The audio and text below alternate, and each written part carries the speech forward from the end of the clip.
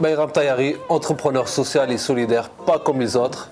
Et je suis influenceur sur LinkedIn et je suis l'initiateur du mouvement Une Semaine un CV.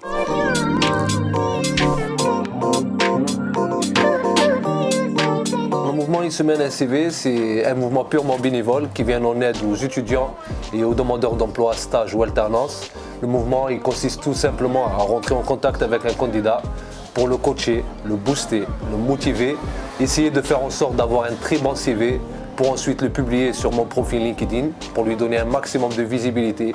Et qui dit maximum de visibilité dit maximum de chances à décrocher un contrat. L'idée est venue tout simplement parce que ma recherche d'emploi elle était compliquée. Je ne savais pas comment chercher du taf. J'étais sur LinkedIn et je voyais les posts des demandeurs d'emploi et des posts des personnes qui ont réussi à trouver un travail ou à se lancer dans l'entrepreneuriat.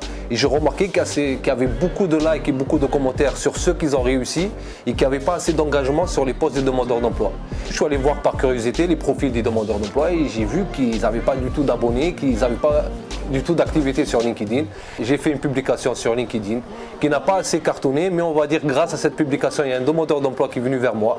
J'ai partagé son CV. Il l'a trouvé et à partir de là, je me suis dit je vais partager un CV par semaine, d'où le nom du mouvement Une Semaine un CV. Mon objectif, c'est que le mouvement soit reconnu en France.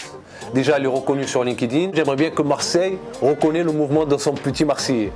Et ça serait bien aussi de faire des partenariats avec Pôle emploi, avec Mission locale, avec les lycées et les collèges pour essayer d'aider au maximum les étudiants qui vont être des demandeurs d'emploi après. Et l'objectif ultime, c'est de mettre de l'humain dans tout ça, de la part du recruteur et de la part des demandeurs d'emploi. Et surtout qu'on se focalise sur les compétences, le savoir-faire et le savoir-vivre de l'humain avant tout. Et on ne lâche rien.